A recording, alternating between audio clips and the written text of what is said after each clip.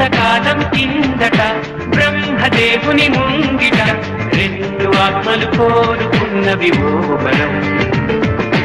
రూపురేఖలు వేరట, ఊపిరొకటే చాలట, ఆవరాన్నే స్నేహమంటున్నాం మనం.